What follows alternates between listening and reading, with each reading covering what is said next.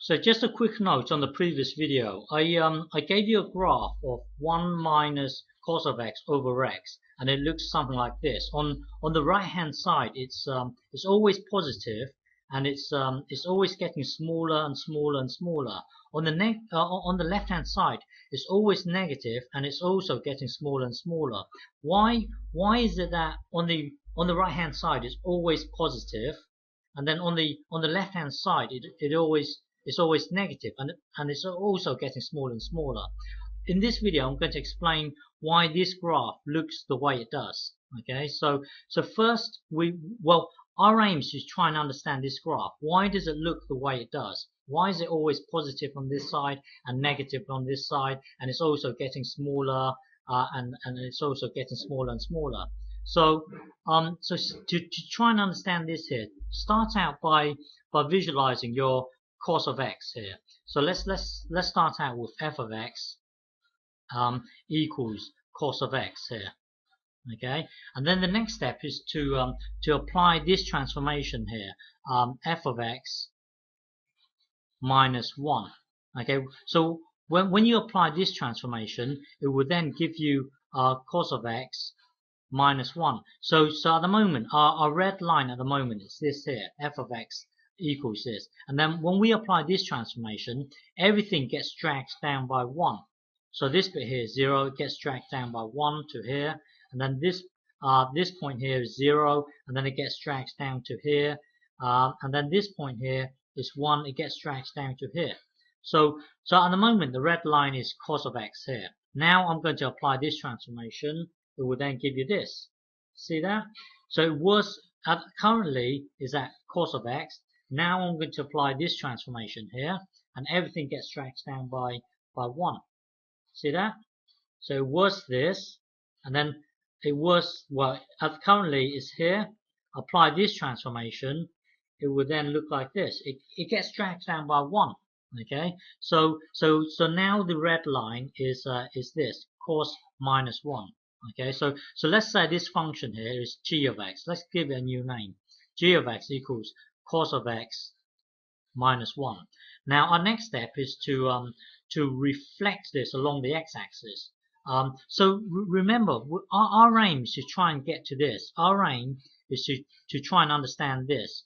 Hang on. Our aim was to try and understand 1 minus cos of x over x. Okay, so we start out with cos of x, and then we're going to slowly transform it into this. Okay, so hang on. So currently we are at this cos of x minus 1. Our next step is to reflect it along the x-axis. So our next transformation is this. Apply this transformation, it will then give you this, minus cos of x minus 1 here.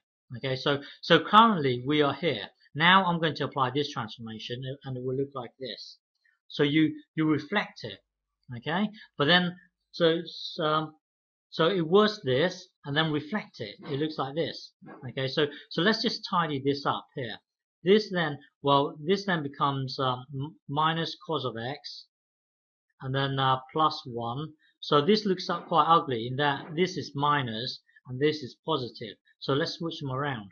So it looks like this: 1 minus cos of x. Same thing, just written differently. So currently this red line at the moment is currently this. Now I'm going to apply this transformation here. 3, 2, 1, apply. So it will look like this. Okay, so currently our red line here is given by this. Okay, so let me just get rid of this. So currently this is our graph here. It's 1 minus cos of x. Okay, and that now remember our aim is to try and understand 1 minus cos of x over x. But visualize it as this. Visualize this as this times 1 over x. Okay, so basically this thing here is being shaped by the reciprocal graph. So the red line at the moment is this block here. So visualize it like this. At the moment you've got a graph looking like this.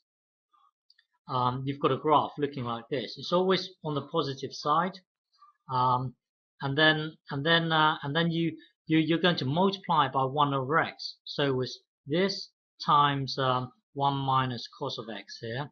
So currently this wave graph here is this here. Now when you look at this here, this graph is the reciprocal graph, so it looks like something like this. And then if you look at this here, when you merge the two together, well, this point here, well, when you merge, this is 0 times 1 over x will always be 0, okay? Because we are getting this block multiplying with this block here. So at this point here, this block here is 0. And then when you multiply with whatever, 0 times whatever, it will remain at 0. This one here will remain at 0. This one here remains at 0.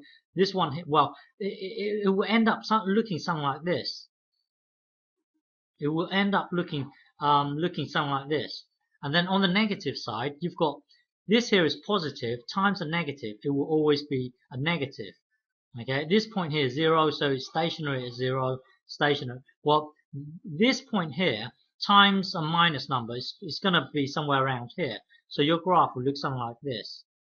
Okay, and then this point here times this is going to take you to somewhere around here. So, well, my point is you can slowly see why this is always on the negative side, negative realm, and then it's always getting smaller and smaller. The reason why it's getting smaller and smaller is because of this reciprocal bit here. And then on this side here, it's also getting smaller and smaller is because of this reciprocal bit here. And well, and then the reason why it's always positive on this side here is always positive is because originally your wave here is always positive. So when you merge the two together, it will look something like this. It gets smaller and smaller. And then on the negative side, it was always this here, but then you multiply it with the reciprocal. So you've got a positive times a negative. It will be a negative. It will be somewhere over here. You've got a positive here. You times a negative. It will be a negative somewhere over here. And then this is always stationary. So your graph will look something like this. It gets smaller and smaller. I hope you understand it. Okay.